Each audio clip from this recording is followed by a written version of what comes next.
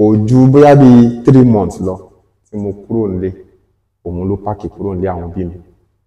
ẹ kú débẹ̀ làkàrà lé ẹ káàbọ̀ làkàrà òde ẹni tá a ti rí pé jẹ́ mẹ́ta làǹkó pọ̀ ọjọ́ mẹ́ta ẹ káàbọ̀ sórí ètò Gbọ̀nìtàn Reality Show Olúwaṣeun Àkàndé lórí òtún ètò yín ẹ wá nǹkan fìdílé ẹ kẹjọ máa fi ti gbéyàwó rẹ̀ torí pé ọ̀rọ̀ báyìí lọ́mọ ilé ti máa ń jẹ ṣe rí pẹ̀lú mi lénìí Adẹ́rìnpòṣónú arẹwà ọkùnrin ẹni obìnrin kò lọ́nà tó fọwọ́ gbárí mú ẹ̀wù Ọlọ́run ló yọ mí lénìí but ẹ̀wù ẹ káàárọ̀ sà.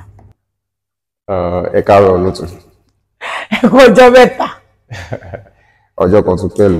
ẹ bá wa dárúkọ yín fún àràlé kọ́mẹ́ntì tó wà pẹ̀lú mi lénìí. Orúkọ mi ni Shehu Imran Adéwálé tí gbogbo èèyàn mọ̀ sí Adex. Adex àwọn tí lórí TikTok láti máa pariwo Adex ni Adex ni Adex ni yẹn. Ẹ jọ̀ọ́ ìlú wo lẹ ń gbé náà? Láti bí ọdún bíi 5 sẹ́yìn mo ti ń gbé ní ìlú Dubai ní orílẹ̀-èdè United Arab Emirates. Okay. Gẹ́gẹ́ bí mo ti rí àwọn fídíò yín kan in fact ìwé àwọn ìwé ìròyìn kan ti gbé ọ̀rọ̀ náà nípa ìrìn àjò yín láti ìlú Nàìjíríà sí ìlú Dubai bí wọ́n ṣe purọ́ bí wọ́n ṣe tàn yín tí ẹ ṣe pé nọ́mbà ẹnu nìkan báyìí láti máa ń gbọ́ torí pé ọ̀rọ̀ òdùn lẹ́nu èèyàn bí òun ṣe ẹnu ọlọ́rọ̀ ṣe lè bá wa ọ̀nà yẹn. Ẹ ṣé olótú.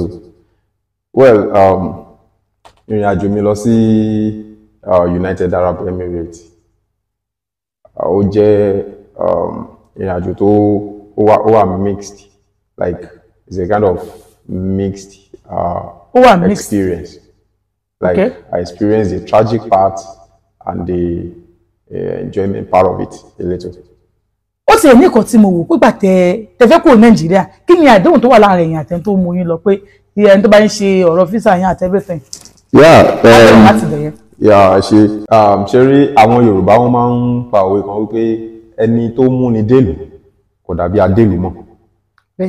Ṣe rí kádàrá ẹ̀dá nípa ìrìn àjò ibi téèyàn ń lọ ó bẹ̀rẹ̀ láti orí irú èèyàn wo ló ń mú ni lọ sílùú yẹn àti irú àwọn èèyàn tí wà bá pàdé tí wọ́n máa jẹ́ atọ́nà ẹ̀ níbi tó ń lọ yẹn òun ló máa determine bóyá ibẹ̀ yẹn ó gbé ọ àbí kò ní gbé ọ. Ṣé rí ìrìn àjò mi lọ sí ìlú United Arab Emirates ní Nàìjíríà mo parí university. I studied theatre and performing arts. Wow! Ó tún sọ pé nǹkan tẹ́ ń ṣe kò ṣe kó bí ẹ̀kan rẹ kọ́. No, it's my passion. NC theatre art, degree theatre and performing arts. So mo parí service. Wọ́n yí tí mo ti parí mo serve ní Babcock University radio station. Níbi tí mo ti ń jẹ́ editor àti agbóhùnsáfẹ́fẹ́. So mo ṣe bẹ́ẹ̀, in fact wọ́n retain mi. Ṣùgbọ́n mo jẹ́ ọmọ tó yẹ pé mo ní ìgbìyànjú tèmi láti rẹ̀ mo níṣẹ́ ọwọ́ mi tí ṣe tailor fashion designer. Mo tún rí pé èmi ò tiẹ̀ mọ̀ pé lọ léwe o. Mo kàwé. So mo ní iṣẹ́ mi lọ́wọ́ kó tó di pé mo parí service ni mo ti dá ṣọ́ọ̀pù sílẹ̀ nílùú Ìlíṣàn tí mo dẹ̀ ní ọ̀pọ̀lọpọ̀ àwọn lecturers nínú Babcock tí mo bá ránṣọ àti students àti in fact nílùú yẹn wọ́n fìfẹ́ hàn sí mi gan wọ́n dẹ̀ fààyè gbà mí. Ìyẹn ìlú Ìlíṣàn. Ẹ̀yin ọmọ Ìlíṣàn sẹ́yìn gbọ́ báyìí wọ́n lè fààyè gbà wọ́n. In fact ó tó time kan mo ń gbé mi gangan fúnra mi mo ti ń claim fọmọ ìlú ni mí nítorí wọ́n fààyè gbà mí dáadáa. Ọlọ́ndẹ̀ in fact tí Babcock ti offer mi ní iṣẹ́ pé kí n máa bá wọn ṣiṣẹ́ lọ lẹ́yìn service tí mo fi reject ẹ̀ mọ̀ pé definitely ó ní nǹkan tí mo fẹ̀yìntì ni. Iṣẹ́ tailor tí mo dá sílẹ̀ nílùú Ìlíṣàn yẹn ó gbé mi débi pé mi tí ìparí service mo ti gba 2 bedroom flat tí mo ti set tí mo ti set ilé everybody táwọn kọ́pà ẹgbẹ́ mi máa ń wò pé kí ló gbójúlé kí ló ń ṣe gan ṣé kò ń ṣe kọ́pà ìrìn àjọ ń ṣe ni. ó kà àwọn ò mọ̀ pé ẹ tó ní. àwọn kan mọ̀ bẹ́ẹ̀ ló ń bá wọn ránṣọ náà ní káàmpù náà èmi náà mo gba best fashion designer torí a ṣe fashion designing competition so mi ò fi anywhere tí máa ń lọ iṣẹ́ yẹn ń bá mi lọ náà ni. So kí n má fọ̀rọ̀ gùn mo ṣiṣẹ́ yẹn lọ wẹ́rẹ́wẹ́rẹ́ Ọlọ́run dẹ̀ jẹ́ kó kọ́wọ́ mi ra máa jí sí owó díẹ̀díẹ̀. Along the line ni mo wò pé ọ̀rọ̀ bàbá mi mo tẹ̀lé ọmọkùnrin tó bá ti tọ́wọ́ ẹ̀ bá ti ń jí sówó díẹ̀díẹ̀ látàárọ̀ ọjọ́ ayé kò sí nǹkan tó kù fún ju kó marry lọ. ó fẹ́ yàwó sílé lọ. ó fẹ́ yàwó nítorí pé tí owó yẹn bá ń jí sówó díẹ̀díẹ̀ tí ó bá fẹ́ yàwó àwọn obìnrin máa ṣùrùgbó ó máa wà confused kò ní mọ̀ tó máa mú títí tá a fi gbèdè òkúgbò. bẹ́ẹ̀ni ó tọ́ ni. so mo marry in fact mo ṣèyàwó alárédè tí mo ṣèyàwó alárinrin so kò ju bí within 1 year tí mo marry yẹn láàrin 1 year yẹn kìtìkìtì ayé bá mi. ẹ marry sí ìlú relation yẹn náà. nínú relation yẹn. ṣọmọ ìlú relation lẹ fẹ́. ọmọ ìlú relation kọ ọmọ Ìbàdàn ni mo fẹ́. ṣọmọ Ìbàdàn lẹ́yìn. no mi ṣọmọ Ìbàdàn bọ Ìbàdàn náà ni mo gbé dàgbà. ẹ ti dàgbà. ya ọmọ Ògbómọ̀ṣọ́ gan sọsọ rí Ajílété níbi tó ti ń jẹ kàtàn tó mú nǹkan yẹn. yàngàn lè kò sí wàhálà ẹ padà kò gómọ̀ sọ̀rùn ẹ pàfọ́ọ̀mù àti yẹn fún wa so lẹ́yìn ọdún kan tẹ wá sí ìgbéyàwó kí ló wá ṣẹlẹ̀. kìtìkìtì ayé bá mi. well mi ní fẹ́ sọ̀rọ̀ púpọ̀. ó yẹ kí n sọ pé pẹ̀lẹ́ ọkọ mi ẹ pẹ̀lẹ́ àkìtìkìtì. ṣùgbọ́n ojú rí tó kí Ọlọ́run má jẹ́ kéèyàn ṣíyàn láti. nígbà tí ó wá ṣẹlẹ̀ bẹ́ẹ̀ pé ẹ má rí ó máa ń ṣẹlẹ̀ bẹ́ẹ̀ àwọn kan wà láàrin ọdún kan nǹkan dàrú ṣé òun wá gbìyànjú pé kẹ́ ẹ travel ni. gbogbo ohun tí mo gbójúlé ó di pé mo bẹ̀rẹ̀ sí ń ta jẹun. Elédùmarè. gba machine tí mo fi ń ṣiṣẹ́ mọ́tò tí mo ní mo bẹ̀rẹ̀ sí ń ta jẹun. àbí ká sọ wípé owó tó ń wọlé òtó tẹ máa fi bọ́yàwó mọ́ ló fà á ni. mo lè gbà bẹ́ẹ̀ ṣùgbọ́n ní gbìyànjú ara mi tí mo mọ irú èèyàn tí mo jẹ́ kò rí bẹ́ẹ̀. bọ̀ tí a bá wò ó pé níláyé ran Yorùbá àgbà tó fẹ́yàwó tán nìkan lọ déédéé fún tí ẹlòmíì bá kọ́ mọ̀ pẹ̀lú àìdíà pé ok bóyá owó tó ń rí òtó mo lè gbà bẹ́ẹ̀. ọmọdé ti involve ẹ ti bímọ. mo lè gbà fún wọn bẹ́ẹ̀. ṣùgbọ́n iṣẹ́ tí mò ń ṣe yìí kò tún tí ì tó bẹ́ẹ̀ o ni mo fi rán ra mi ní NC ni mo fi rán ra mi university tí mo fi kọ́. nígbà tẹ̀ tí ìdálẹ̀ ní ńlá. tí ò tí ì di ńlá.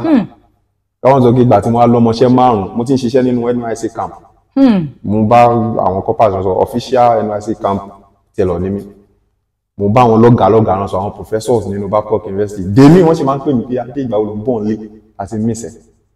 ní ti Ọlọ́run gbé wa lọ́wọ́ sókè. ẹ jẹ́ ká lọ sí ibi ìrìnàjò yín bẹ́ẹ̀ ṣe pàdé tó mú lọ sí ìlú yẹn. so nígbà tí nǹkan ò jọra wọn mọ́ tí nǹkan le tó tight tí ò sí option kankan mọ́ òun ni mo wò pé kí nìkan tó kù ju kí n kúrò ní agbègbè lọ ẹ̀wọ̀n ẹni tó ránṣọ fún yàn tí ò tó ń gùn láṣọ lára mọ́. Elédùmarè.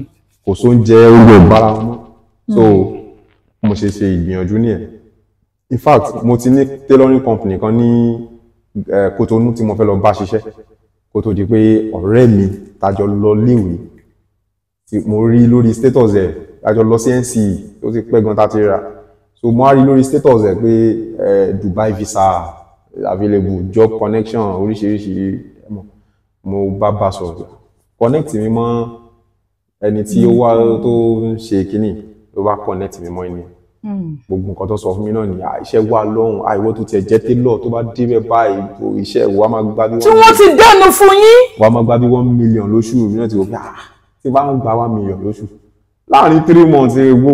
mara gbogbo Nàìjíríà pa. so bí ẹ sọ pé pọ̀. so bí ìrìn àjò lọ sí ìlú Dubai ṣe bẹ̀rẹ̀ nìyẹn. ẹ wá bẹ̀rẹ̀ processes. bẹ́ẹ̀ni mo bẹ̀rẹ̀ process mo sanwó òbítíbitì owó gbogbo àti mọ́tò tí mo ní everything mo ta mo fi kó owó yẹn jọ. wípé tẹ bá ti ẹ̀ dánwò ẹ lè ra àwọn nǹkan náà padà gẹ́gẹ́ bí ìkó tó ti sọ fún yín kẹ́ tó kúrò nílé. so wọn jẹ́ kó yé mi pé ọ̀zù tún kù tí n bá ti ń débẹ̀ báyìí in fact wọ́n sọ fún mi débi pé ní airport tẹ bá ti ń wọnú airport báyìí lè máa ra àwọn tó ń wá òṣìṣẹ́ ẹ máa gbà yín síṣẹ́. Elédùmarè wọ́n dẹ̀ máa sọ ni wọ́n máa dùn ní. gígan tọ́ntún ti jẹ́ pé bí mo jẹ́ télọ̀ yóò iṣẹ́ télọ̀ ti ẹ̀ yapa tó yẹ pé wọ́n ń gbowó gidi lọ́pọ̀lọpọ̀. ok mo fi gbogbo ẹ̀ sí ọwọ́ Ọlọ́run torí mi ò tiẹ̀ wulẹ̀ ní other choice torí ìyà ti jẹ mí gan. mo bẹ̀rẹ̀ ìrìn àjò wọ́n ṣe visa jáde inú mi dùn gan pé mo rí visa ìmọ̀ wípé mo ṣe bẹ̀rẹ̀ life mi. bẹ́ẹ̀ ṣe wọ́n gba físà ìtẹ́ wa múra tẹ́ ń lọ ìyàwó náà fọwọ́ sí pé ọkọ mi lọ kó lọ kẹ́rù wá o. bẹ́ẹ̀ni àjọ sọ̀rọ̀ ǹdẹ sọ fún pé ìyá mi náà jókòó ìyá mi ṣàdúrà mo fẹ́ lọ mo yáwó wọ́n yáwó fún mi oríṣiríṣi òun la fi lọ. nígbà tẹ́ wá dé airport kí ni nǹkan tí torí mo ní nǹkan tí mo rí o tó rí pé gbàtẹ́ dé airport ẹ pé nìyẹn fẹ́ kẹ́. ìgbà tí mo Dubai ni ẹ mọ̀ pé most of us gbogbo Dubai la mọ̀ sí country Dubai la máa ń gbọ́. bẹ́ẹ̀ni. so Dubai lọkàn mi wà pé òkè màá land ní Dubai in fact wọ́n jẹ́ pé ẹni tí ó pick mi lọ sí ibi iṣẹ́ ó máa dúró dè mí ní airport ọgbà tí mo land Abu Dhabi ni mo land sí. Abu Dhabi yàtọ̀ sí Dubai. yeah Abu Dhabi ni capital UAE. so ó tó bí bóyá bí 2 hours journey sí Dubai. okay. so mo land sí Abu Dhabi bẹ́ẹ̀ ìgbà tí mo débẹ̀ mo pe nọ́mbà ẹni tí wọ́n send sí mi pé ó máa pick mi bí mo ṣe pè a wà nínú plane mi ti jáde síta mo ṣe pè ó ní wá okay mo ti dé àbí mo ti dé pé mo ṣẹ̀ṣẹ̀ fẹ́ lọ clear kí n jáde ó ní tí máa ṣe tán kí n pè wọn mo gba immigration àwọn yẹ̀rù àwòṣe gbogbo mo jáde síta mo pe nọ́mbà ò lọ́mọ. ṣé kẹ́tí kò Nàìjíríà ẹ pẹ́ nìyẹn. a sọ̀rọ̀ títí tí mo fi dé títí tí mo fi land. Yorùbá ló ń sọ ṣé Nàìjíríà ló ń sọ. Yorùbá ni àìsọ so ìgbà tí mo débẹ̀ tán ó send nọ́mbà ẹnìkan sí mi ọmọ Ìgbò ni ó lóun ló máa gbé mi. okay. mo pe nọ́mbà ẹni yẹn kò lọ mo pe nọ́mbà ẹ̀ tàjíjọ́ ń sọ̀rọ̀ bọ̀ kò lọ mọ́ so ibẹ̀ mo mọ̀ pé fèsìfèsì ayé ti dé bá mi. nígbà tó wá pè nìyẹn tí nọ́mbà ò lọ mọ́ báwo lè ṣe fíìmù nígbà náà ni ẹ lọ padà báyìí.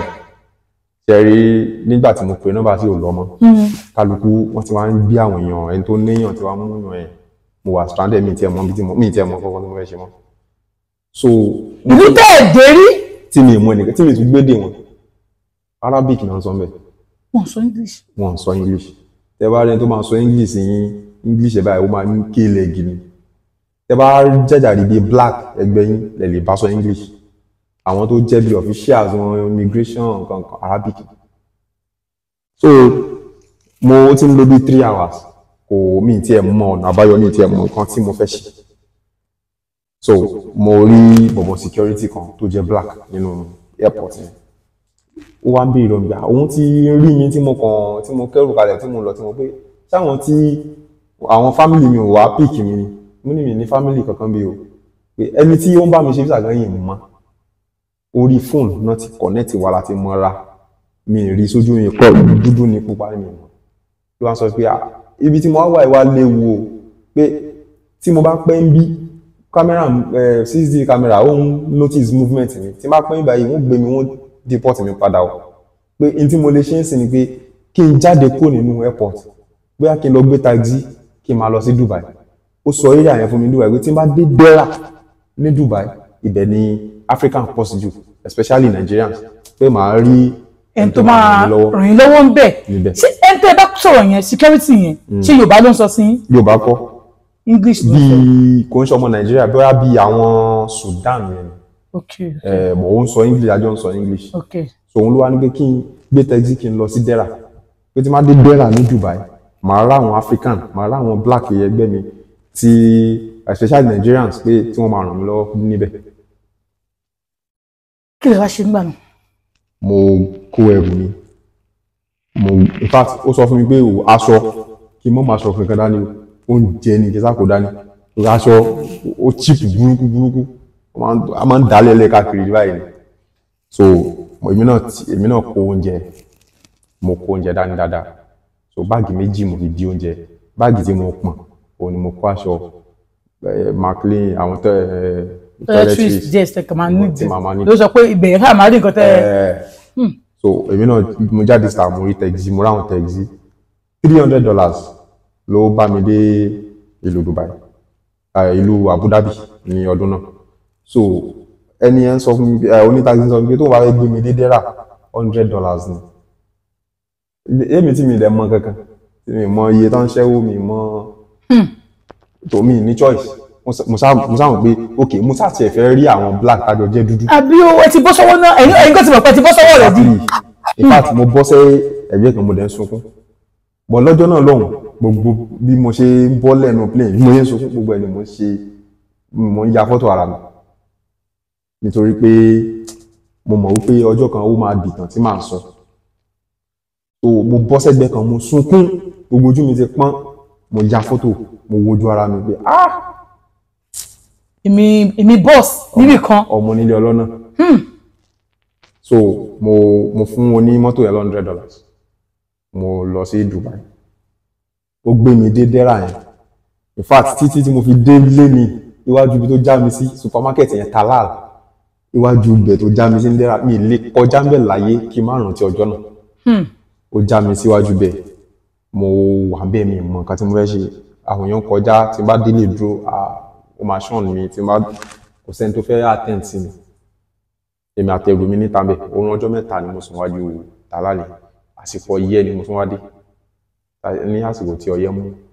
so fún ọjọ́ mẹ́ta yẹn ẹ rí ẹnikẹ́ni láti fẹ́ gbọ́rọ̀ ẹnu yín. kò sí ẹni tó bá wá bá mi láti fẹ́ ràn mí lọ́wọ́ wọ́n máa fẹ́ gbá mi owó tó bá ti rí pé ò lówó lọ́wọ́ wọn ò ní dúró díẹ̀ wọn ti ẹ̀ ní dá ilé wọn ẹlòmíì lè fi pé kí ló fẹ́ ó ṣẹ̀ dé ní ṣó fẹ́ mo lè connect síbi tó ti máa gbálé oríṣiríṣi tí máa sọ pé mi ì lówó lọ́wọ́ wọn ò ní dá mi lọ $200 tẹ̀lé wà lọ́wọ́ mi ló kù lọ. tó bá ti bá ẹ lọ́wọ́ yín nìsín ìkólóbó lọ parí wà. so ìgbà tí ara ní mí níta yẹn lẹ́yìn ọjọ́ kẹta mi ò wẹ̀ mi ò fomi kan ara mi ò brush mi ò ṣe anything mi ìdẹ̀rọ oúnjẹ jẹ indomie tí mo rà sínú báàgì mi mò ń jẹ ní tútù ní níwájú tàǹbẹ̀ so mo pàdé guy kan ọmọ Igbo ni òun àti girlfriend ọmọ Ethiopia ni ó wá bá mi ó bá mú mi lọ sílé ọ̀dọ̀ ẹ̀ ó fi bẹ́ẹ̀dì ìgbà tí mo ti ẹ̀wọ́nú lé yẹn mo rí bunk ẹ̀ máa bunk táwọn student máa ń sùn hostel tẹ́nìkan sùn sáré ẹnìkan sùn lókè ó ní bá ṣe ń live ní Dubai live by ó nílò ló wà lọ́wọ́ mi mo bá parọ́ fún $100 ló wà lọ́wọ́ mi padà $100 mi ò gba bẹ́ẹ̀dì tí a lọ pé òkè ajá kẹta ni màá pọ́n lọ pẹ̀lú $100 yẹn. fúnjọ́ mélòó. fóṣù kan. so mo ṣàfún ní $100 yẹn mo tiẹ̀ kọ́kọ́ tiẹ̀ wẹ̀ náà nínú bathroom yẹn mo wẹ̀ mo gùnkè mo kó báàgì ní sẹ́gbẹ̀ẹ́ kan mo gùnkè mo tiẹ̀ kọ́ sùn mi ò tí sùn fún bóyá 2 hours mo bá gbọ́ sí wọn kan kíní wọn lórí kí n bọ́lẹ̀ kí ló ṣẹlẹ̀ ìdá tí máa bọ́lẹ̀ ọ̀tọ̀ lẹ́ni tó nílé ọ̀tọ̀ lẹ́ni tó fún mi wá sínú ilé. no ẹni tó ní kẹ́ máa bọ̀ nínú ilé yẹn òun kọ́ ló nílé. òun kọ́ ló nílé. ó gba yín náà ni. ó gbà mí. ọmọ Nàìjíríà dẹ̀ ni. ọmọ Yíbò ọmọ Nàìjíríà ó gbà mí ni ó gbà. ká sọ kó pa Yíbò tì ká sọ wípé Nàìjíríà ni orí Nàìjíríà ẹgbẹ́ ni problem. bẹ́ẹ̀ni ó gbowó lọ́wọ́ mi ó lọ mo tún wá sọ fún ẹni tó ní rúùmù yìí torí ní ọ̀dọ̀ wa yẹn ẹnìkan dàgbà odidi yàrá báyìí àwa kó bọ́ǹkì sí àwa ṣẹ̀ṣẹ̀ gba àwọn èèyàn sínú ilé so lẹ̀kùn wa yìí ní kọ́kọ́rọ́ because èèyàn bí 15 18 ẹ̀mọ̀ wà nù yàrá kan ẹlòmíì dẹ̀ ń lọ bí iṣẹ́ láàárọ̀ ẹnìkan àárọ̀ yẹn lẹ́lòmíì dé tó wá ń sùn ọ̀sán lẹ́lòmíì ń lọ alẹ́ lẹ́lòmíì so lẹ̀kùn ń sí títì anybody lè wọlé at any time but wọ́n fi curtain wọ́n fi bo gbogbo bọ́ǹkì yẹn kálukú so ẹni tó bá wà nílé tó ń sùn lọ́wọ́ o ò lè rí bóyá èèyàn wọlé ìgbà tí wọ́n sábà ń jí nǹkan ara wọn bẹ́ẹ̀ à ń jí nǹkan tó bá ní orí bẹ́ẹ̀dì ló máa wà kò sẹ́ni tó máa dé bẹ́ẹ̀ so téèyàn bá wọlé wọn ní challenge ó sáfìmí síbẹ̀ ó gbowó lọ ẹni tó ní rúùmù gangan wá dé òun lòun wà ní charge bí òun mú ẹnì kankan wá sí bíbá yìí wọ́n ti dà mí ẹrù mi síta ni.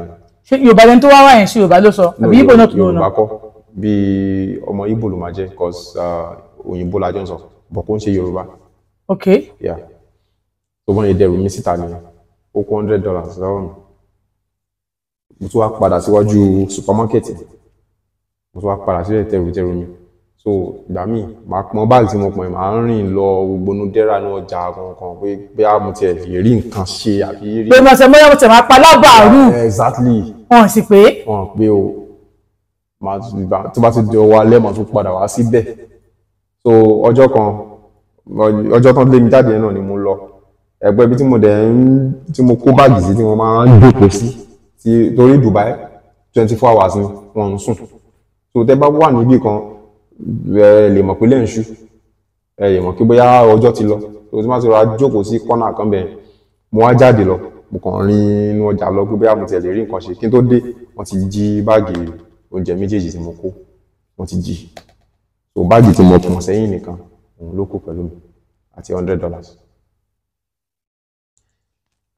So ibẹ̀ ni mo wà tí mo jókòó mo kàn ń sunkún mi tí ẹ mọ̀ kí mo ń sunkún gan mi ń jábọ́ lójú mi mo á pàdé ẹrù Ọlọ́run kan Báyọ̀ lórúkọ ẹ̀ kọ́lọ́n bá mi fọ̀rọ̀ kẹ́ báyìí ó ti kú ìgbà tí mo publish story mi jáde tó lọ viral làwọn tó mọ̀ ni wọ́n inbox mi bí a ṣe Báyọ̀ yẹn ti kú tó ra lose contact for long wọ́n á gbọ́ kó ti kú kọ́lọ́n bá fọ̀rọ̀ kẹ́ òun ló wá bá mi kí ló ṣẹlẹ̀ kí ló dé òun rí pọ́mọ Yorùbá ni mí kí ló tó ń sunkún nǹkan báyìí ni mo ti pass through láàrin bíi 5 days tí mo ti dé ó wá ní òun ò dẹ̀ gbé Dubai mi o pé Ajiman lòun gbé òun náà ń wáṣẹ́ ni bọ̀ ẹni tóun dé sí lọ́dọ̀ Ajiman ní ibẹ̀ wà tí n bá lè tẹ̀lé òun bá wọn sọ̀rọ̀ kémi náà máa manage lọ́dọ̀ wọn kájọ máa wáṣẹ́ mo ṣe tẹ̀lé lọ ni ló bá mú lọ sí Ajiman yẹn ni mo wà òkè owó tó wà lọ wọn àwọn pípọ̀ yẹn ra ń jẹ àjọ ń jẹ mo ń sùn lẹ́lẹ̀ nínú yàrá wọn so èmi náà pé kí n má ya mo ń lówó lọ́wọ́ èmi náà ra oúnjẹ 1 or 2 things nínú $100 mo ní èmi náà ra sílé àjọ ń jẹ ọjọ́ kejì ni wọ́n ní agent kan ó bá mi ríṣẹ́ tailor ok ẹ jẹ́ kí n lọ ṣe tailor ni mí wàá mú mi débi iṣẹ́ yẹn agent ó dẹ̀ gbowó iṣẹ́ gbogbo owó tó kù lọ́wọ́ mi òun ló gbà ok owó yẹn ọgbọ̀n ká ó ní iye táwọn gbà mí tí mọ iye ìṣirò owó wọn nígbà yẹn mo ṣàkó gbogbo balance dollars tó wà lọ́wọ́ mi mo kó fún ó ní mo tún jẹun lówó mo ní kó má wọrí pé tí má ti gba salary màá yọ fún ọ̀tọ̀ ní iye tí wọ́n sọ fún mi gbà yẹn tí má ṣe sí náírà ó ń lọ bí 200,000 naira nígbà yẹn gbogbo ni wọ́n máa san fún mi salary lóṣù so ìgbà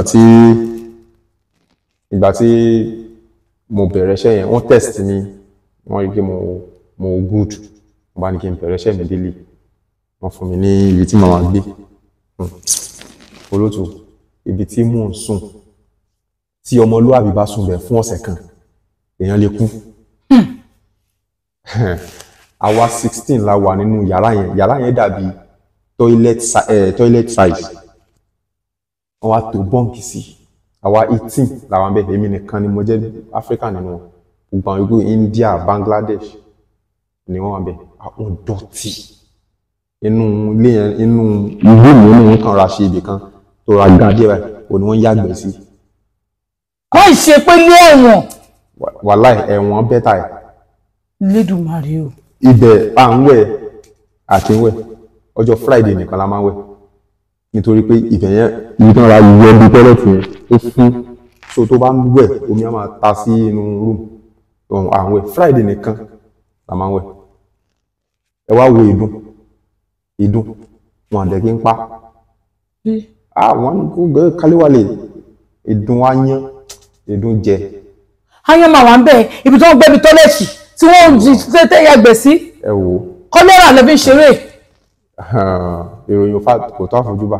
nígbà tí wàá ṣiṣẹ́ ń bẹ̀ tẹ́ ń lọ báwo ló tó wá ṣe. mo ṣiṣẹ́ ń bẹ̀ fún 3 months mi ò gba sálárì wọn san sálárì fún mi ọ̀dọ̀ àwọn alágbèédáná gbé mi sí tí n bá ti bẹ̀rẹ̀ sí ránṣọ láti aago 8 àárọ̀ ó di aago 12 alẹ́ kí n tó dìde kúrò ní machine wọ́n á ṣe iṣẹ́ ń bẹ̀ yẹn kí n ṣe tailor là ń ṣe Nàìjíríà mo lè ránṣọ kò tó 1,000 lójúmọ́ ṣùgbọ́n kí n ṣe máa complete ó lè jẹ́ pé bóyá àpò lásán àpò báyìí ni mò ń ṣe àpò yẹn mo lè ṣàpò 1,000 lójúmọ́ ọ̀tọ̀ lẹ́ni tó wọ́n máa join papọ̀ tí n bá ti ń ṣàpòtàn mo ń jù sẹ́lómi wọ́n ti ń ṣe tèmi tán mo ń jù sẹ́lómi ẹlòmí náà ń ṣe sí ẹ̀tẹ̀ a transfer sí lóun tí a fi do dídí a máa complete 1,000 trousers in a day 1,000 shirts in a day mo ṣe bẹ́ẹ̀ yẹn fún 3 months láì sí off kò sí off day ọjọ́ Friday nìkan la máa ní off tó bá máa ṣiṣẹ́ láti àárọ̀ títí di 12 a máa lọ kírun a máa lọ wẹ̀ a máa kírun tàbá ti kí jùmọ̀ àti bẹ̀rẹ̀ àti wá padà resume ní 4 o'clock àti wá ṣiṣẹ́ di 12 òru àdẹ́jì ní 6.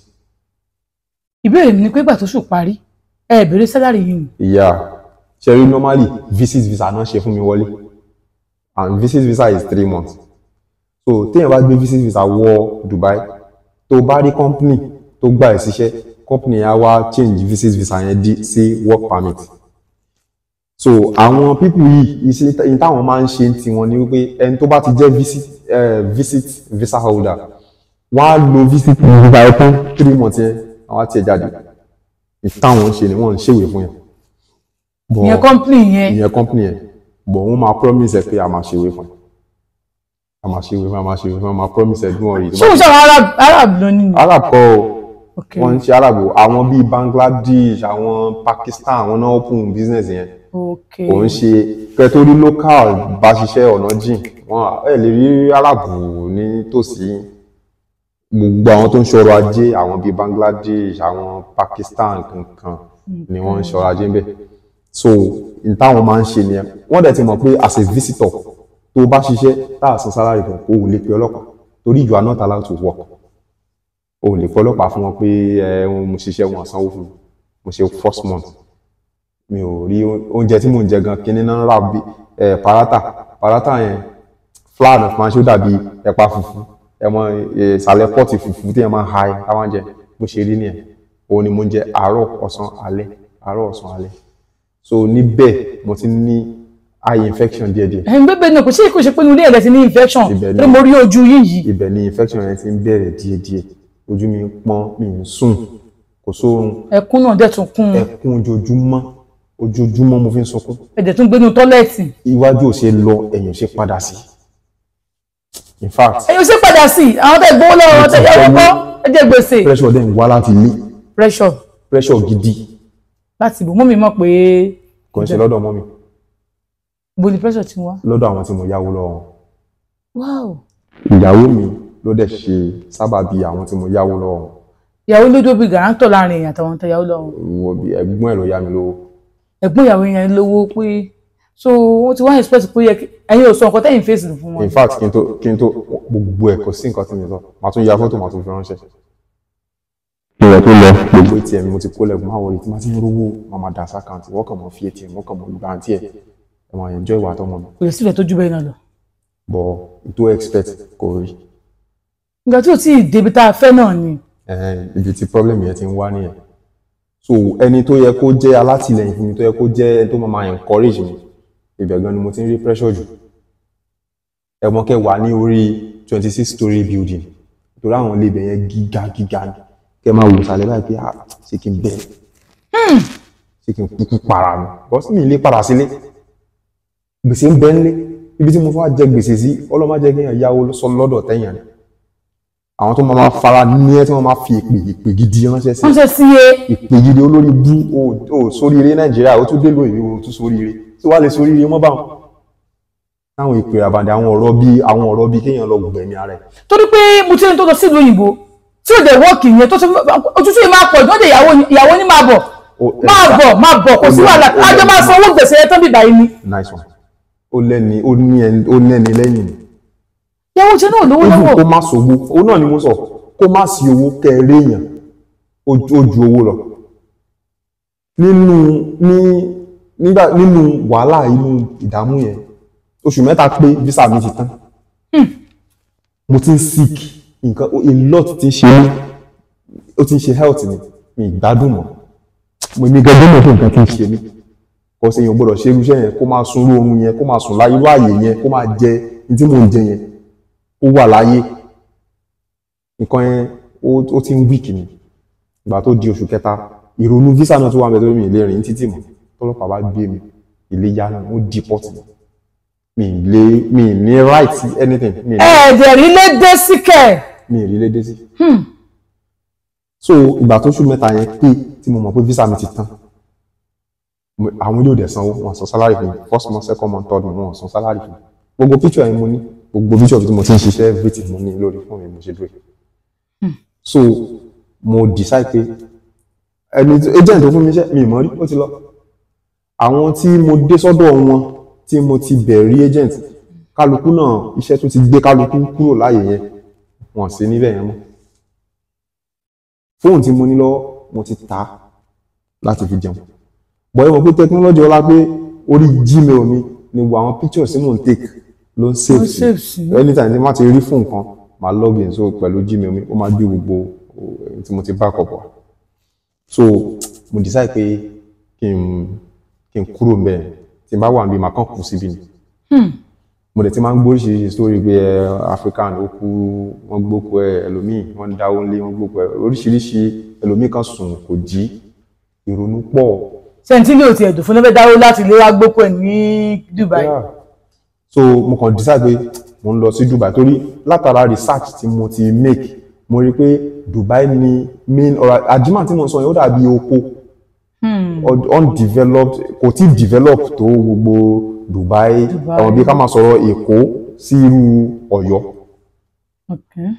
so ibẹ̀ dàbí Ọ̀yọ́ ọrọ̀ ajé ò really flow dáadáa ń bẹ̀ yẹn kò sí ọ́zùn bẹ̀ but tí yẹn bá wà lẹ́kọ̀ọ́ bó ṣe kó mọ́ pọn omi wàá ṣáàrí ọkọ̀ ṣe wàá rí nǹkan kan ṣe bóyá kò ṣe alábàá. exactly mo ṣe wọ pé jẹ́ kí n máa lọ sí Dubai mo ṣe bẹ̀rẹ̀ àjò mi lọ sí Dubai ní ọjọ́ tí mo ń lọ Dubai tí mo sákò mẹ́ lọ mo tún take àwọn pictures mo ní lọ́wọ́ ẹ má wáyé pé backpack mi nìkan ní tí tó kù wọ́n ti gbóúnjẹ lọ wọ́n ti gbé gbogbo báàgì mi lọ àwọn aṣọ tí mo kó sínú ẹ̀gbọ́n ti gbé lọ so ọjọ́ yẹn mo lọ sí Dubai mo kò jọ pé mo rìnrìn half mo jájáwọ́ mọ́tò half ìrìn bóyá bí ìrìn 5 hours ni mo rìn láti ọwọ́ bíi 12 tí mo ti kúrò ní Ajman yẹn nǹkan bí àti bí ilẹ̀ ń ṣú bá mi lójú ọ̀nà òní mo tó rí àwọn pick-up kan tó help mi dénú gbòòrò Dubai.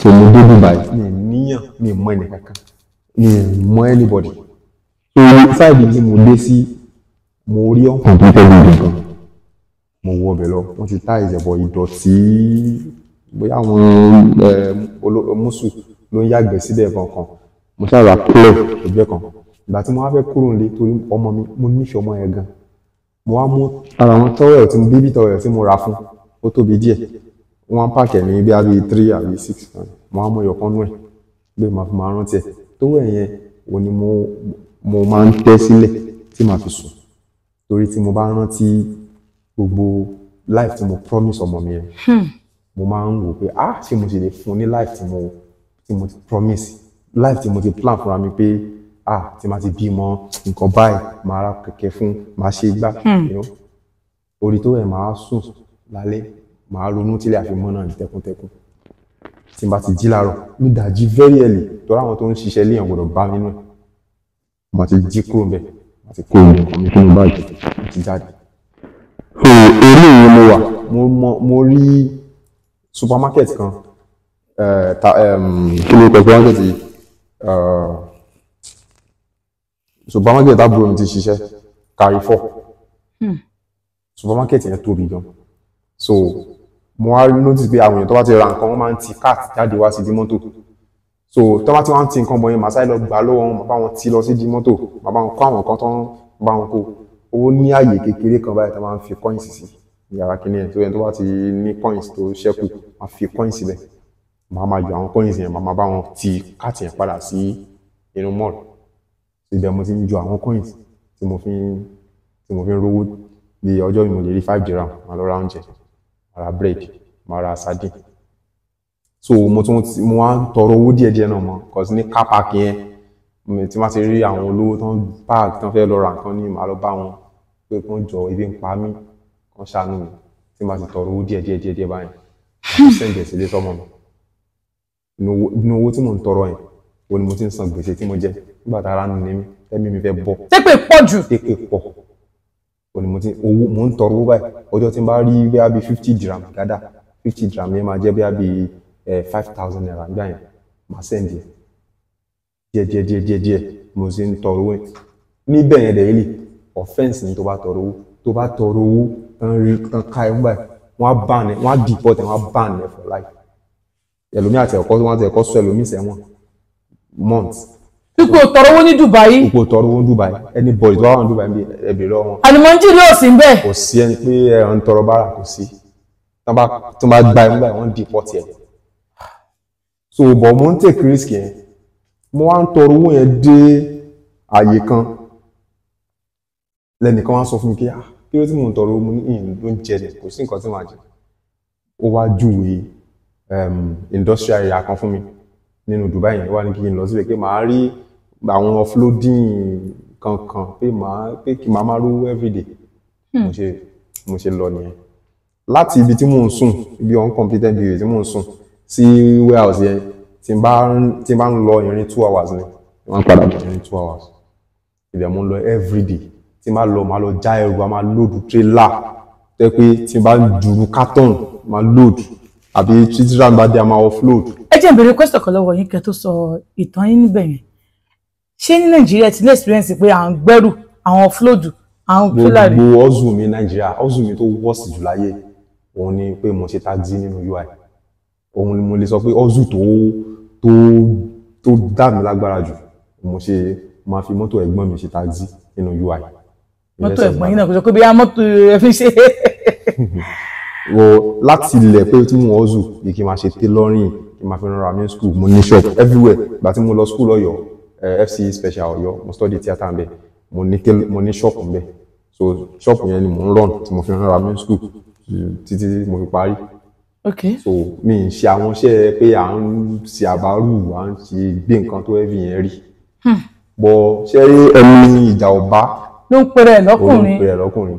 And there is one adage tó sọ pé you don't know how strong you are until being strong is the only option you have. That you have. tó bá ti gbé bẹ̀rù àfẹ́sì ẹ̀ tó bá ti lọ́pṣọ̀n mi tó níbi tó fẹ́ sá lọ́mọ́ tí kí ni bá yẹ tó sásẹ̀yìn tọ́nà dí tó sásẹ̀gbẹ̀ tọ́nà dí. wọn náà jáde kẹta àwọn sáà tó wọ́n máa pa ẹ́. Exactly. So o ní mọ̀ pé o ní that inner strength until that the last option for you. Something occur. So ìgbà tẹ́ wá ṣiṣẹ́ offloading yẹn báwo lẹ ṣe rí sí. Iṣẹ́ tó yẹ pé tẹ́ bá lọ ṣe láti àárọ̀ báyìí tẹ́ bá dé lálẹ́ tí màá rìnrìn 2 hours débi tí mò ń sùn tẹ́ bá dé bẹ́ẹ̀ ó máa dàbí kí n kú dànù ayé kù kalẹ̀ lẹ́ báyìí gbogbo ara ti àwọn èèyàn ṣàánú kò sí pé ó rẹ̀ mí jẹ́ ń sinmi díẹ̀ kò sí nǹkan tó jọ ó fẹ́ gbowó ní iṣẹ́ owó ló fẹ́ ṣiṣẹ́ ẹ̀ so offloading yẹn mo ń ṣe mo máa ń rí bí 50 dirham 60 dirham per day. Okay. That's equivalent to 6,000 naira. Okay. That time per day. So ó ní mo ń ṣe ìgbà míì màá tún ṣe overtime màá ṣe dilẹ̀ ṣú pátápátá kí n lè rí bí 100 dirham so that màá lè rí owó send sílé.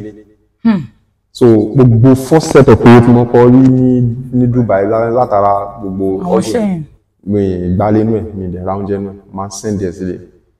So tí máa ń lọlé ó láwọn villas tẹ́kí àwọn ọmọ ọ̀dọ̀ wọn tó wà ń bẹ bí àwọn mígan Yorùbá àwọn mí African tó máa fẹ́ da oúnjẹ àjẹkùnù tó máa ti gbé wá sálẹ̀ inú ìta gate níṣẹ́ kan dà sínú bin wọn ní dà sínú bin tó bá ti jáwọn bí oúnjẹ tí wọ́n seal àbí bí bread wọ́n kàn ra kò sẹ́yìn ilẹ̀ lẹ́gbẹ̀ẹ́ kan ni.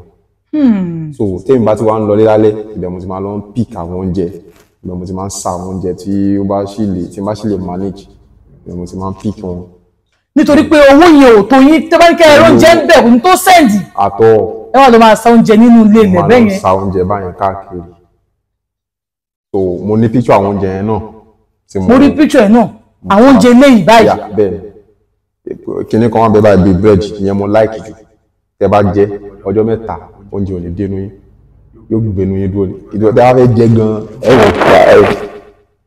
So tẹ́ bá ti wá rí bẹ́ẹ̀ wá mú. Èmi máa ń dùn nǹkan tí bá ti rí bread ìyẹn mo like jù. Ẹ tí wọ́n sàǹjọ́ kọ̀ọ̀kan ka yín mọ́ bẹ̀rẹ̀. Wọ́n máa ń ká yín mọ́ bẹ́ẹ̀ àwọn náà máa ń in fact ẹlòmíì lè wò pé kí ni gbogbo rubbish ibi bin lọ yẹ kí wọ́n dà sí èmi wà sọ pé kí n tó débẹ̀ gan àwọn tó máa ń wá gbé bin dànù àwọn mọ́tò yẹn wọ́n ti park fún gbogbo ẹ̀ wọ́n ti kó dànù. So tó bá ká yín mọ́ bẹ́ẹ̀ ẹlòmíì á wò pé tó wá ti gbé nǹkan tó fẹ́ jẹ. Lẹ́yìn ìgbà yẹn tẹ wá stop iṣẹ́ yẹn àbí ẹ stop iṣẹ́ offloading yẹn. Iṣẹ́ offloading yẹn mo wá ṣe bóyá bíi ó ń lọ bí 2 weeks ni mo fi ṣiṣẹ́ yẹn bẹ́ẹ̀ ni COVID-19 dé. Ojú yín tó ń dùn yẹn ńkọ́?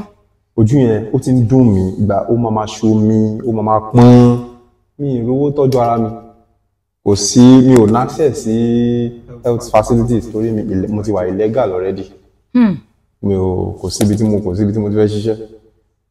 So ìgbà tí COVID-19 dé wọ́n shut down gbogbo business wọ́n shut down business pátápátá warehouse mo ti ń ṣe everybody everywhere shut down kò sí nǹkan kan mọ́ so mi ní nǹkan tí mò ń jẹ àdé gbọ́dọ̀ jáde. Níbo lẹ wá sùn? Inú completed BDM mo sùn. Ẹ̀yin nìkan? Èmi nìkan. báwo ṣe wá ń jẹun. èmi nìkan tí n bá jí láàárọ̀ ọjọ́ mi mo máa ń gbààwẹ̀ àgbáyépo sometimes tí n bá jáde àwọn ọlọ́pàá máa mú mi cause total lockdown ni ọlọ́pàá nìkan ló máa ń jáde so ìgbà míì ìfà mo lè dá mọ́tò ọlọ́pàá gan dúró kí n sọ wọn kí mo fẹ́ jẹun ẹlòmíì wọ́n lè fún mi bí omi nínú mọ́tò wọ́n lè padà bá mi gbé búrẹ́dì wá again tó máa ń bọ̀ so torí nígbà yẹn wọ́n ti wọ́n wà street nípa visa mọ́ pé bóyá visa ẹ̀ tán àbí ó tàn wọ́n wà street mọ́ so àwọn náà máa approach tó bá dẹ̀ tó ti ń pọ̀ jù mo tún máa tẹ́ so mostly máa ń gbàwẹ̀ throughout gbogbo corona yẹn so ìgbà tó time kan wọ́n easy corona yẹn ó ti di bí 30% opening so àwọn ibi tó ṣe kókó bí supermarket hospitals àwọn tán wọ́n pè wọ́n ní life savers ní time corona yẹn pé àwọn tó ṣe kókó ni wọ́n open every other business will open so tí n bá lọ sí supermarket yẹn mo wá lọ bá máa nǹkan bẹ̀ máa yẹn ó park mọ́tò ńlá máa yẹn fẹ́ jáde lọ máa lọ bá local alábùnú máa lọ bá pé kó jọ kó fún mi lówó lọ́wọ́ pé mo fẹ́ jẹun wọ́n pè ó kọ́kọ́ question mi débi pé tí mo mọ̀ pé tí mo ṣe is not legal kí ni kan tó bá pe ọlọ́pàá. ṣó gbóyìnbó. yá ó gbóyìnbó tó bá pe ọlọ́pàá sí mi nísìnyí ṣé mo mọ̀ pé wọ́n máa deport mi ó ṣáà kọ́kọ́ fi yẹn scold mi mo máa ń sunkún pé mi ní option. Do you want to go back to your country? Money, if that is the last option for me, I don't mind. I want to go back to my country.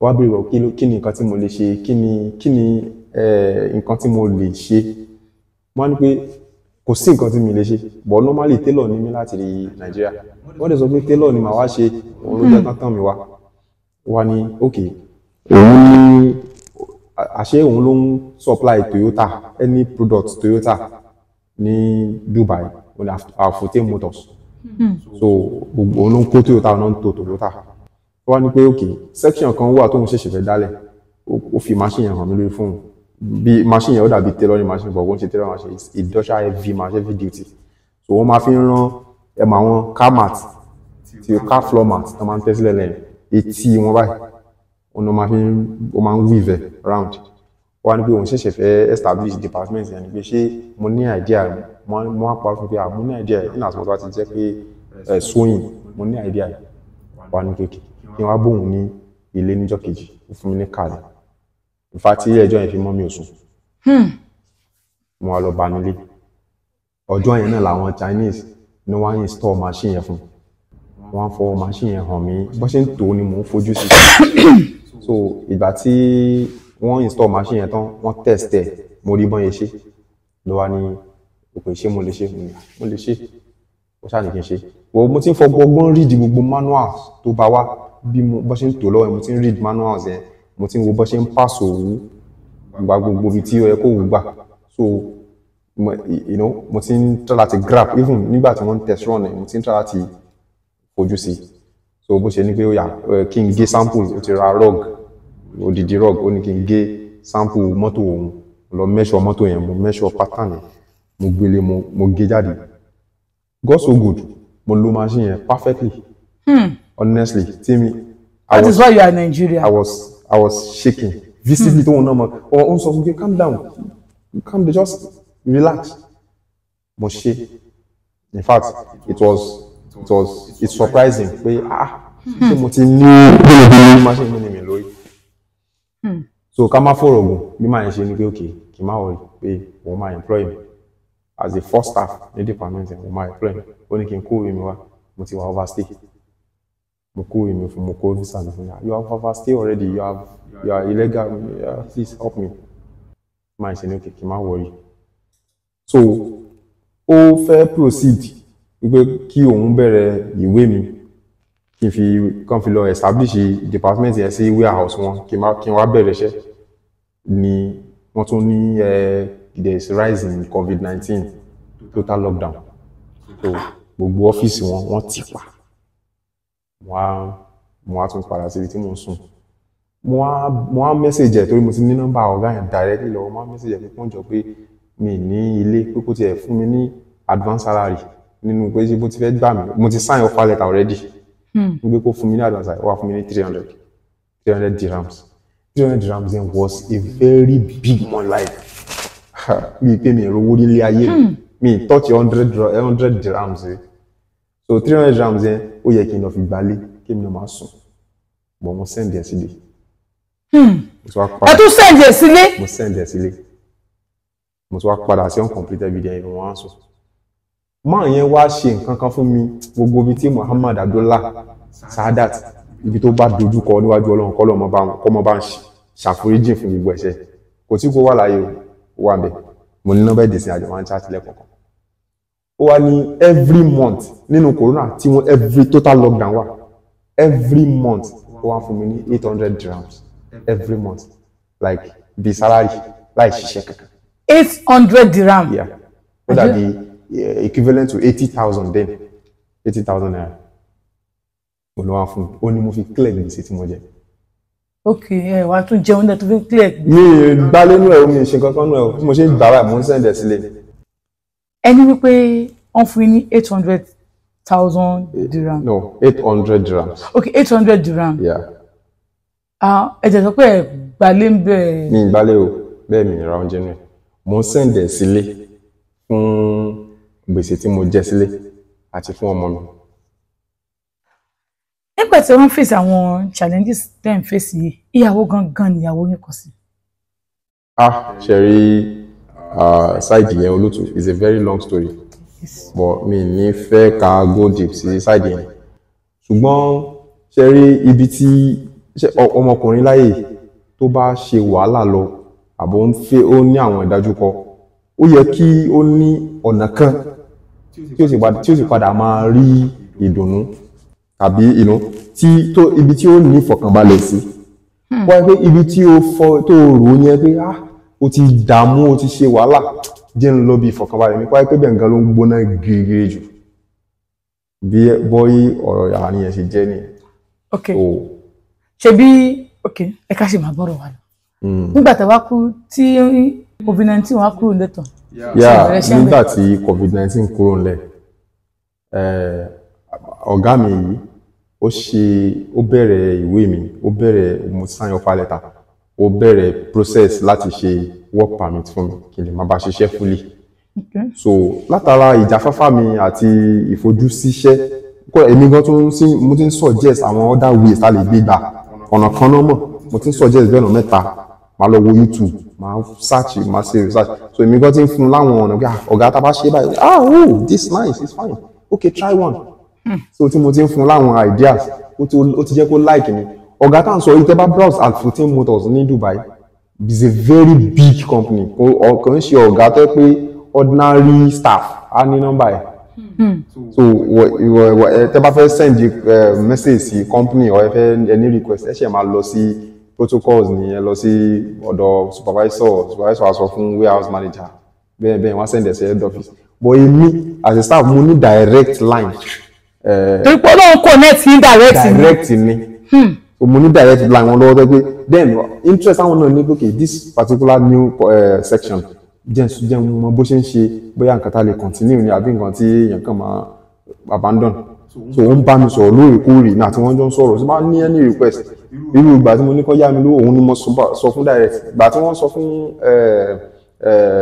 kìlọ̀ accountant pé kó send owó sí mi wọ́n wò pé ibo ni message gbà kọjá ẹ mọ gbogbo nǹkan yẹn ó jẹ́ káwọn other staff yòókù kan máa jealous ni pé òun bá Arbab sọ̀rọ̀ direct so ó tún wá create office ọ̀dọ̀ tèmi fún mi nínú warehouse yẹn torí ọjà náà ń já sí gbogbo àwọn pàtì mọ́tò náà ń já sí nínú warehouse yẹn so wá create office tèmi separate bọ̀ nínú warehouse yẹn náà ni so tèmi bá ti dé mi bá wọn dá sí bóyá mọ́tò pé ọjà wá mi kò kàn mí straight sí section tèmi ni so section yẹn ò dẹ̀ tí ìwà máa function too much bá mi mo lè wà ń bẹ̀ látàrọ̀ dálẹ́ tí mi ṣe kankan so mo máa wá help wọn nínú warehouse máa lọ bá wọn já ọjà díẹ̀díẹ̀ tí mọ́tò bá dé máa bá wọn já ọjà so wọ́n ti wá sọ di duty mi débi pé tí máa ti ń dé báyìí wọ́n ṣe Imran calm down àwọn wí this is not my job I was only helping you so ibẹ̀ ni wọ́n ti bẹ̀rẹ̀ sí ní mú mi lọ́tà so wọ́n wá ṣe àwọn runs kan tó bu wọn lọ́wọ́ nínú warehouse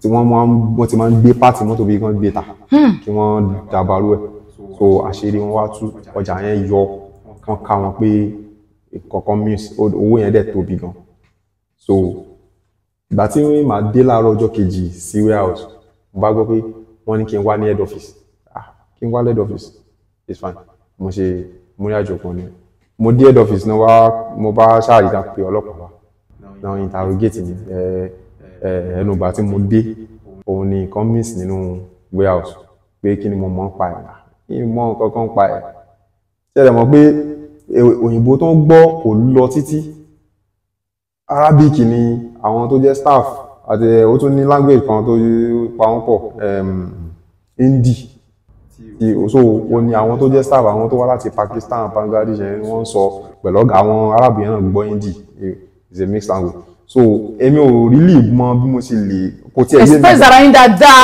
ọ̀rọ̀ tẹ́ ẹ̀ mọ́wọ́ tẹ́ ẹ̀ mọ́ kankan pa ẹ̀ gbẹ́ndẹ́ ní pàtì ọ̀hún tó ń sọ pa ẹ̀ gan rí. ní ti ẹ̀ mọ̀ kankan so bí wọ́n ṣe báwọn ọlọ́pàá ṣe gbé mi lọ kò sọ́gà yẹn bẹ̀ torí ó dùn ọ̀gá yẹn mo dẹ̀ like me being a Muslim Imran you know so kò sí ń bẹ̀ ó kàn set up àwọn HR kankan láwọn ọlọ́pàá mo ṣe gbé mi lọ sí police station yẹn wọ́n police yẹn fún like 2 days wọ́n interrogate mi mo kọ sí mo di pé mo lọ sẹ́wọ̀n nìyẹn mo ń dúró de trial.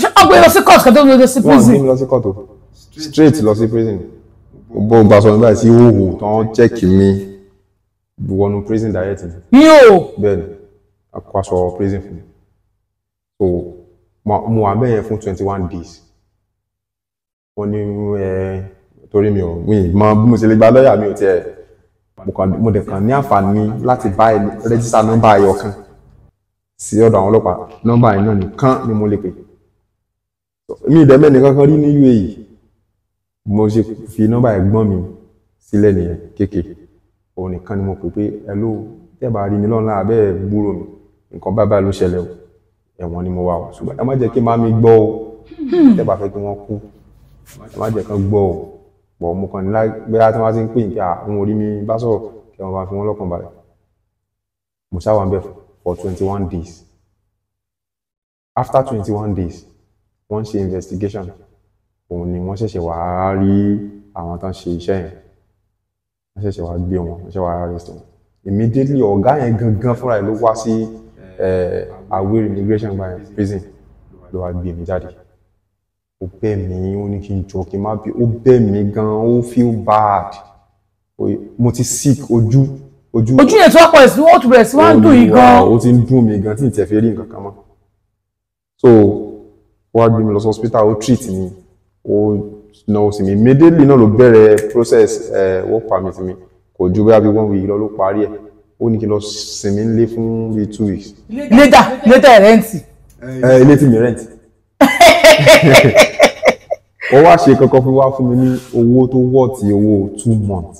tí ẹ fi wà ní prison. mo fi wà ní prison yẹn ó wá kó fún mi olùfọ́ àlọ́ gbalé wọ́n á gba bẹ́ẹ̀dì iná wá sùn mo sùn fún bí 2 days ó ní kí n lọ lọ 2 weeks mo wọ́n ṣe bí 2-3 days mo ṣe padà sí ibi iṣẹ́ ni kí ló dé kí ni mo wá ṣe ibi iṣẹ́ nígbà ọkàn mi ò gbé pé àwọn machine yẹn wọ́n máa dógùn mo ní láti service oil kankan mo ṣe bẹ̀rẹ̀ iṣẹ́ padà nìyẹn. ẹ lọ gbalé ẹ̀yin náà lọ gba bẹ́ẹ̀dì. mo lọ gba bẹ́ẹ̀dì. gẹ́gẹ́ máa. àwọn kò sẹ́ni tó gbalé ní Dubai èló ní iṣẹ́ apá ẹ̀ tó fẹ́ gbalé tó fẹ́ gba yàrá ó lè dá yàrá gbà nínú yàrá kan bó bá ṣe lówó sí ni yàrá táwọn bíi 5 wà ó wọ́n ni yàrá bí àwọn bíi 10 wà yàrá táwọn bíi 15 yàrá táwọn bíi 18 wà. 18 wà bẹ́ẹ̀dì wà lókè àbí ìsàlẹ̀. ẹni àti sílẹ̀ báyìí jọ wọ́n ń gbé sí wa. èyí agbára yóò gbé ìsàlẹ̀. orí responsibility wà nílé tí mo fẹ́ kówó sí. ẹ fẹ́ kówó sí. exactly. so gbogbo tí mo sọ yìí sí mo ti ń lò bí ọdún kan. ó ti ń lọ bí ọdún kan. nígbà tí wàá ṣiṣẹ́ ń bẹ̀ ẹ̀jẹ̀ sí níwèé ìbáyàn ṣiṣẹ́. tí mo ti wá níwèé òṣìṣẹ́ lọ́wọ́ tí mo ti wà legit mo wá ṣiṣẹ́ fún company ẹ̀ fún 2 years. ìgbà tí mo ṣiṣẹ́ pẹ̀lú wọn fún 2 years along the line mo seek fún opportunity pé ọ̀gá àbúrò mi tó wà Nàìjíríà mo fẹ́ gbé wọlé ipò ọmọ help kankan mo dẹ̀ gbé àbúrò mi náà wọlé so àjọ ń yí. ẹ má bínú ṣáwọn. boy ẹ máa sọ̀rọ̀ so torí àwọn ohun àmì bẹ̀rẹ̀ ẹ sọ tán ara ìyàwó wọn àmì ẹ̀rí bọ̀ ọwọ́ wọn ni. so àjọ ń yí mọ́ tó bọ́lọ̀ ṣe ní so wọ́n á ṣe 2 years ní contract mẹ́rin ìgbà tí wọ́n á parí 2 years àti wá problem Nigeria UAE problem ti wá bẹ̀rẹ̀ so àríwé ṣe mọ́ wọn ṣèwé fún Nigerians mọ́ gbogbo àwa tá a ṣiṣẹ́ pẹ̀lú company nígbà yẹn company fẹ́ rí ni wọn rí wa rí ni ẹni tó bá fẹ́ ṣe fún any Nigeria wọn rí ìwé ṣe fún Nigerians so ọ̀gá mi wá ó ṣáà release mi pé ṣé mo ó gbìyànjú ṣe ó sa ọgbà pa ẹ̀ pẹ̀lú gbogbo èèyàn tó mọ̀ everything kò rí ìwé yẹn ṣe ó wá ní pé òun ò ní choice ju kóun release mi lọ ṣùgbọ́n kí n tó lọ ó fún mi ní owó ó fún mi lówó gidi. bàbúrò yìí ṣì wà ń bẹ̀ tó ń bá ṣiṣẹ́. no wọn rí ìwé àbúrò mi ṣe. ìgbà tó time tó dé tí mo gbé wọlé tán tó yẹ kí wọ́n change visitor sí work permit wọn rí ṣe Nàìjíríà ti ní issue. pẹ̀lú àwọn. the only visa tó wà fún Nàìjíríà gbà yẹn ni freelance visa pé pé wàá ṣe visa pẹ̀lú owó ara ẹ̀ wàá máa bá any company tó bá ti wù ẹ́ ṣiṣẹ́. yeah so ìgbà tí mo fẹ́ ṣe tán máa fún mi lówó pé kí n fi nígbà tó wọn ò ti rí tí wọ́n rí visa tiẹ̀ ṣe a tún ti wá sí ibòmí tó ti lọ ń ṣiṣẹ́ ní supermarket kan so bí mo ṣe kó owó tó kó fún mi yẹn òun ni mo fowó kún gan tèmi náà lọ ṣe visa ara mi tí mo fi ní visa ara mi lọ so àti gbà yẹn a máa ṣiṣẹ́ ní work from one company to another part time wọn lè gbà yàn full time. àtìgbà yẹn ni ogun yẹn ti ṣẹ́ ká sọ bẹ́ẹ̀. àtìgbà yẹn ni ogun yẹn ti ṣẹ́ but still as we face àwọn ogun mi but ogun yẹn ń ṣe personal ogun àwọn general ogun ni tí Nigerians ń face nílùú yẹn up till today. ibi ó ní tẹ̀mí kó tẹ́ dẹ́rùkọ àwọn obìnrin kan nínú ìrìnàjò yẹn mi gbọ́ ẹni pé ẹ̀gbọ́n ó ní kẹwọ́ mọ́tò wá tẹ́ jáde. exactly ó ní arábìnrin kan tí mo pàdé Àbíkẹ́ Ọlọ́run rán ọmọ yẹn sí mi seriously ní time tí mo ń sùn ta nígbà tí COVID-19 yẹn tí mo ń sùn ta yẹn time yẹn ni èmi àti ẹ pàdé so ó máa ń gbóúnjẹ wá fún mi níbi tí mo ń sùn ó máa ń dáná fún mi gbóúnjẹ wá mi àti àjọ gist àjọ sọ̀rọ̀. ṣẹjọ ń. kò sí nǹkan kan láàrin mi àti kò sí anything láàrin mi àti wàláhì boyfriend ẹ wà ní Canada nígbà yẹn so ó kàn ń rí mi bí Yorùbá àdẹjọ ń ṣe. ọmọ yìí ní ìyà ń jẹ tó báyìí. exactly so ní time corona yẹn ó wá níbì kan ibi tí mo ti ṣiṣẹ́ tailor yẹn ó ní máa nǹkan tí mo bá pàdé máa yẹn òun náà ti kúrò ńbẹ̀ ó wá ń ṣiṣẹ́ bò mí wọ́n wá rán aṣọ corona ni wọ́n rán so ó wá pè mí pé kí n wọ́nà láti wá sí ibẹ̀ yẹn kí wá bá wọn ṣiṣẹ́ aṣọ corona mo ṣe lọ sí ibẹ̀ pa àjìmá ń padà mo wá lọ ń bá wọn ránṣọ corona so ìgbà tí corona yẹn ti ń lọlẹ̀ díẹ̀díẹ̀ àwọn yẹn náà wọn sanwó fún wa ọmọ ẹ̀ ló wá pè mí pé kí n má padà bọ̀ ní Dubai so mo ti ṣe padà wá sí Dubai ni ọmọbìnrin yẹn lọ́lọ́run rán sí mi láwọn àsìkò yẹn tó yẹ pé kò jẹ́ kí n mà lá. nígbà tẹ́ wá padà dé bẹ́ẹ̀ pé bí ọdún wa lẹ láǹfààní àti wá sílẹ̀ Nàìjíríà. yeah last year ni mo wá Nàìjíríà 2024. lẹ́yìn ọdún mélòó. lẹ́yìn ọdún 4. tẹ́ ti kúrò ní. tí mo ti kúrò ní. ok ìgbà tẹ́ wá dé Nàìjíríà ẹ ṣe báyàwó àtọmọ yín níbi tẹ́ fi wọ́n sí. abẹ́ tí. àwọn olówó ti gbàyàwó ọ̀lẹ wọ́n ti. olówó ti gbàyàwó ẹni tó ń. olówó ti gbàyàwó ọ̀lẹ. ẹ sọ pé pọ̀. ṣé gbàgbọ́ pé èyí náà kì í bí ìkíkọ́ torí ní ẹ jẹ́ kí a sọ̀rọ̀ lè ó nígbà kan tí ó ti ẹ̀rùn lórí social media wípé arábìnrin kan tẹ́ ẹ pàdé ní Dubai o òun ló gba tí bá máa rántí ó yẹ mi náà lórí social media arábìnrin kan tí ẹ pàdé ọ̀rọ̀ mẹ́ta àbí ọ̀rọ̀ méjì orí social media ni mo fẹ́ rán yín létí báyìí àkọ́kọ́ ńgbà tó tá a gbọ́ pé ní ẹ̀yìn ilẹ̀ sí lókun àwọn tó ra ilẹ̀ tí wọ́n rí lẹ́gbàá ẹ̀gbọ́n ẹ̀sẹ̀gbẹ́ kan láwọn complain kan tẹ́ bá polówó ọjà ilẹ̀ kọ́ tẹ́ bá ṣe visa yes pé ẹ̀rọ àwọn ṣe visa àwọn ní visa gbà ẹ máa tọ̀mọ́lẹ̀ sí yẹn pé address ti ń ṣe visa tí wọ́n ní visa gbà yẹn ẹlẹ́ẹ̀kejì ti ìyàwó yín gbà yẹn láwọn àwọn àkáǹtì kan tó di pé nìkan ló fẹ́ gbọ́kọ́ mi lẹ̀ nìkan ló fẹ́ gbọ́kọ́ mi lọ́wọ́ ó wá surprise mi pé so ọmọkùnrin níyàwó sí Nàìjíríà ó wá tó ń gbẹ́ nìkan máa bá ṣe fídíò ní ìlú Dubai tí kò yé wa gẹ́gẹ́ bá àpẹẹrẹ méjèèjì yẹn. ṣe rí nípa ti ìyàwó mi tí mo ní sí Nàìjíríà kò ju bóyá bí 3 months lọ tí mo kúrò nílé òun ló páàkì kúrò nílé àwọn òbí mi. ṣé owó ní ibẹ̀ díù ni. no ilé àwọn òbí mi níbi tí mò ń gbé gangan nílùú Ìṣàn mo rò pé mi lè máa sanwó bẹ̀yẹn mọ́ pé kó kó lọ sí rúùmù mi ní Ìbàdàn ibi tí bàbá mi kọ́lé sí ibẹ̀ ní ń gbé kò lò 3 months síbẹ̀ ọ̀sán kan orúkọ lọ́kọ̀ pè mí pé ìyàwó ẹ̀ ti lọ it was a sad news. ṣé kò bí ẹ fún wọn bí oúnjẹ jíjẹ bí wọn pa. kò lè wà lọ́dọ̀ àwọn òbí mi kébi pa kò possible ọ̀dọ̀ àwọn bàbá tó bí mi ń gbé. láti ẹ̀sìn ní bàbá láyé bẹ́ẹ̀ni dísìn. Ọlọ́run bá kó bá wa ṣe dáadáa fún un. Àmín. Àti mọ́mí mọ̀ ọkọ mọ́mí dáadáa dójú dáadáa sọ́dọ̀ mọ́mí àrí fídíò yìí. So ìgbà tẹ́ dé. So àwọn nǹkan yẹn lọ bẹ́ẹ̀ yẹn títí ṣe wá rí nígbà tó after bóyá bí 3 years tọ́lọ́run ti ṣe tí mo ti ń ṣiṣẹ́ tí mo ti níwèé délùú tí mo ń ṣiṣẹ́ tèmi náà ti rí tọ́rọ́ kọ́bọ̀ tó ti di pé mò ń gbé yàn wọlé. In fact based on my experience pé tí mo rí ọ̀dọ̀ agent mo wá decide pé anybody tó wá ti fẹ́ wá Dubai máa ràn wọ́n lọ́wọ́. àfi tẹ́ ẹ bá mọ̀ lókun. àfi tí ń bá mọ̀. so gba àwọn tí mo gbé wọ Dubai wọ́n lé ní 50 ẹ pé ọ̀dọ̀ mi ni wọ́n á dé sí wọ́n èmi màá bá wọn wáṣẹ́ tí màá dẹ̀ fún wọn ṣẹ́ ẹlòmíì máa ti bá fowó kun tó bá ti ń ṣiṣẹ́ láṣẹ àwọn sanwó lóríṣiríṣi ẹlòmíì máa lọ píìkì èèyàn ní airport máa rí tí wọ́n ti gbá èèyàn tó ti wà stranded ibẹ̀ máa ti gbé ya lọlé gbogbo wọn wà lọ́hùn nísìnyí tó kálukú dẹ̀ ń ṣe dáadáa àwọn tó ti wáyé náà ti wálé. so based on your experience mo mọ̀ báyẹ̀ tẹ́ tí àwọn èèyàn wọ́n bọ̀ wá sí Dubai o èyí lè máa bá wọn ṣe kíní ẹ̀ gbà yẹn. máa ṣe visa fún wọn ṣe ticket everything máa fún wọn ṣẹ́ tán bá dé ẹlòmíì gan direct employment mo bá ṣe oríṣiríṣi bẹ́ẹ̀. so nígbà tí ẹ mọ̀ ọ̀rọ̀ obìnrin nígbà tí ó ti lọ bóyá bíi 2 years. nígbà tó lọ yẹn sẹ́yìn òpè wọn ni pé ìyàwó mi tó kó kúrò nílé ṣe kó sí. èpè gidi èpè tó yẹ pé mi ì tiẹ̀ mọ̀ pé màá di next year gan láwọn yẹn pè. tí o bá ṣe nǹkan burúkú. ṣùgbọ́n mo pe màámi ní ọjọ́ kan mo sọ fún mi ó sọ fún mi emphatically ó ní bó ṣe wà yìí by the time tó bá máa ilé gbàgbé ọ̀run láyé tí màá fi wó ó ní tó bá máa di ìwòye next year tó bá ya wèrè káyé wọn bàjẹ́.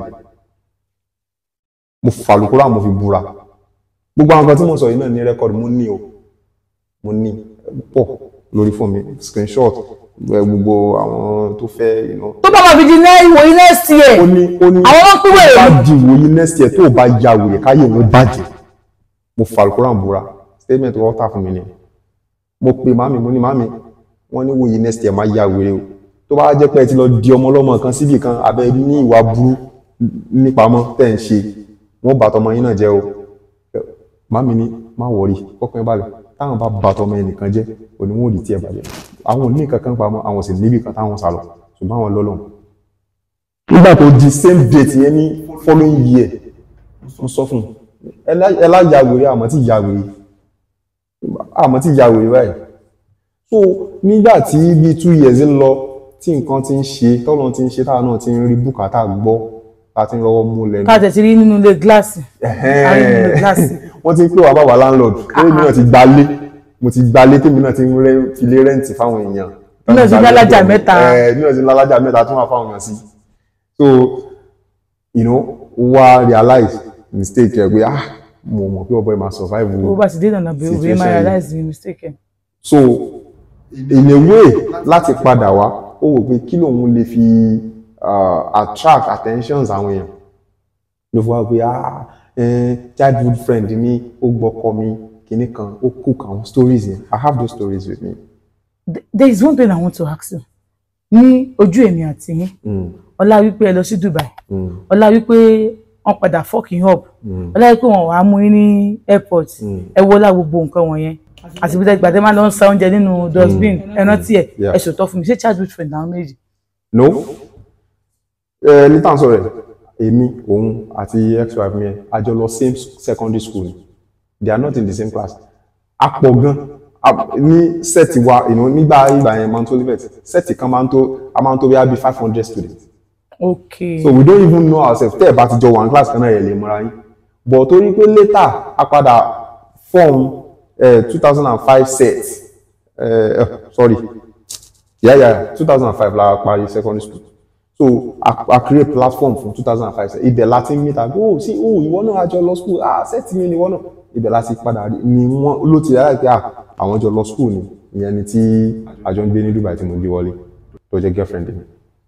ok ilé gbé owó Dubai. èmi mo gbé wọ Dubai ó wà ní Oman níbi tó ti ń ṣọmọ ọ̀dọ̀ mo máa ń pè àná jẹ́ kí n jẹ wọlé torí kò sí ọmọ rẹ̀ kan téèyàn máa pàdé ní Dubai yẹn ọmọ rẹ̀ tẹ́ bá máa pàdé ní Dubai tó wá hustle kò lè ra yóò ṣe pé mo fẹ́ lọ́mọ sùn tọkùnrin wọ́n máa believe pé èmi fún ara mi bí ara mi wá o fẹ́ máa fẹ́ mi you know kò sí relationship with Dubai tó máa ń serious until when you get together and you think this person is perfect for me jẹ́ ká take it serious.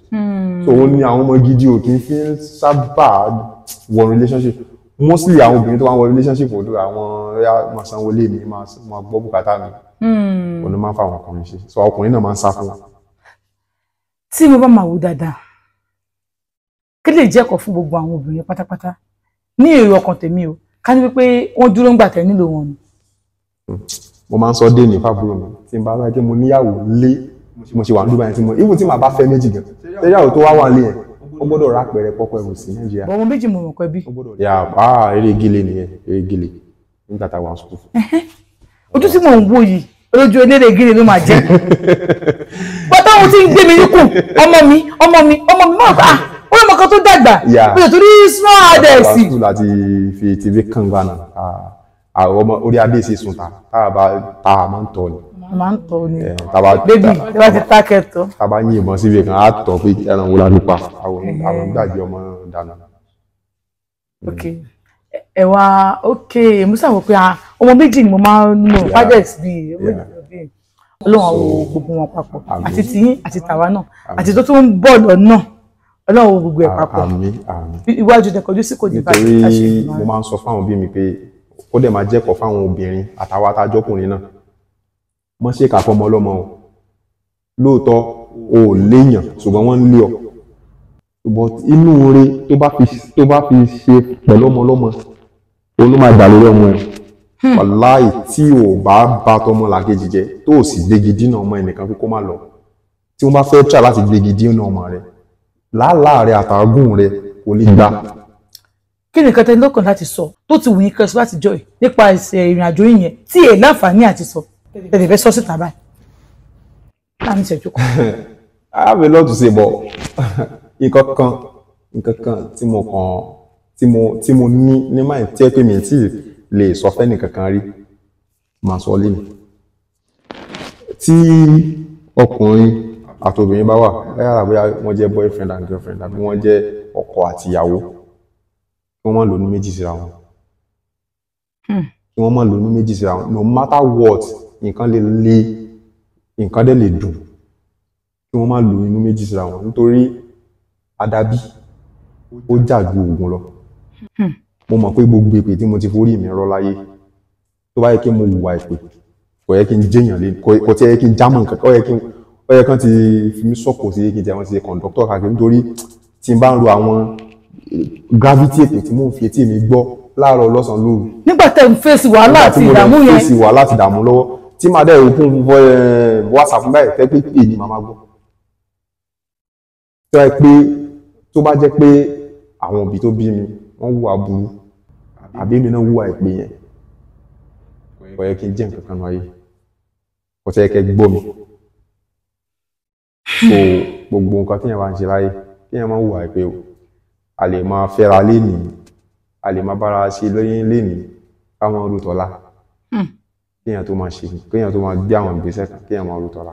I'm not perfect o mo jáwèrè gan o ṣùgbọ́n ó níbi tí wọ́n kọ́ wa lẹ́kọ̀ọ́ dénú ayé tó yẹ pé ibi tá a ti dàgbà lọ́dọ̀ àwọn òbí tá a dàgbà sí àwọn kan tá a bá lọ́wọ́ a lè ṣe. tẹ́ bá láǹfààní láti jẹ́ nǹkan kan bí ẹ̀rùn pẹ́ẹ́dú pé tẹ́tà àtẹ́kọ́ tẹ́ bá láǹfààní àti practice iṣẹ́ yín. ṣe rí tíátà yẹn ń bẹnu ẹ̀jẹ̀ gan ẹ wo lẹ́yìn tíátà yẹn télọ̀ tún ní nílé ayé mi iṣẹ́ tó wù mí jù láyé. nínú àwọn tíátà obìnrin tó ṣe fíìmù èwo ni crush inú ogun. tí mò ń fọ́ fún. ẹ wo kámẹ́rà kẹsọ̀ bí ẹ̀wọ̀ yín máa rí. ẹ sọ má rẹ̀ rìn. ẹ̀rí ẹnìkan tí mò ń fọ́ fún tó gbé tí n bá rí léde tí wàá rí dédé. ẹ lè forúkà sí lọ́wọ́. Mo lè olúwa o. ẹ yẹ sọ. Wùmí torí ọlá ni. Wùmí torí ọlá. Action pọ̀ bí ògògó. Àǹtí ẹwà Wùmí torí ọlá ẹ̀rọ kọ́ lẹ́ẹ̀dì kan. Mo like lédi yẹn gan in terms of acting ó ti pọ̀. In terms of acting kan ni mò ń sọ fún yẹn ń tẹ́ crush lé lórí ni mò ń sọ o. Náà ló mú crush wá. Àwọn pé tí tẹ́gbọ̀n ẹni bá mọ̀jó orí ẹ̀wọ̀n yá tọ́pẹ̀ ọmọ ẹ̀ ó ti wá ní tó wù mí dáadáa yìí ẹ sọ fún mi pé ó ní nǹkan tíyàwó yóò ní àbí. No, tíyàwó mi ò ní, kò síyàwó mi tí ò ní. No, òun kò sọ pé ó tún ní nǹkan tó wù yẹn ẹ tún ṣe báwo. Ní kò síyàwó mi tí ò ní. Àwọn olóòmí tó ti wù mí o. Kò tó bọ̀ ó lálábọ́dé. Bó ti ti wù mí yẹn ló wù mí àbí. Kì í ṣe tiẹ̀ ló wù mí, ara nǹkan tóbìnrin fi mọ́ wù mí ni. Ṣùgbọ́n mo láìpẹ́ obìnrin ya wèrè nínú ayé. Ẹ mọ kẹ ẹ má rí tí ẹ̀wọ̀n pé tẹ́ bá wù mọ́ kọ̀ọ̀kan wù mí o. Bọ̀ bó ṣe máa act yẹn mo rò pé ọkọ tí ó bá fẹ́ tó bá jẹ́ tó láìkiri pàbí tèmi. In fact ilé wọn á ti dùn jù torí a máa ṣe acting múlé gidi ni. Àǹtí ẹ̀ náà lọ kọ́ acting kẹ́ máa ṣe acting máa ṣe ògbẹ́ fún ilé gidi. Ṣé ẹ rí tí mo fi ṣe lórí TikTok rí wo page mo ṣẹ̀ṣẹ̀ dáwọ́ rẹ̀ dúró díẹ̀ ní pé já sinmi ayé ẹnu ń kún wa já sinmi a sì máa pìkẹ́ ọ̀. Ṣé wọ́n tó pé ìjọ mi lórí ètò yìí ṣé máa jẹ́ wa. Of course 100 màmá wa. Okay. Wọ́n ní 100 àwọn máa wá ẹ bá sọ àwọn olùsọ yìí wọ́n kàn lọ subscribe to YouTube channel wa. Ogbenutan TV. Ogbenutan TV àjọ bẹ̀rẹ̀ ni èèyàn ti mí tipẹ́tipẹ́ ni látàyè 1. Látàyè Malians Babe. Látàyè Malians Babe. Látàyè àfi nǹkan sí nǹkan lápọ̀npọ̀n. You know. So lẹ́yìn tí mo tún àṣọ nígbà látàyè àgbo so gbogbo lápọ̀npọ̀n. So Ogbenutan TV ẹ lọ subscribe ní YouTube ní TikTok ìbẹ̀rẹ̀ tí máa rí àwọn stories tẹ máa gbọ́ tẹ máa fi kọ́gbọ́n I'm telling you ọmọ yẹn wà loaded. Ẹ ṣé, thank you so much, God bless you.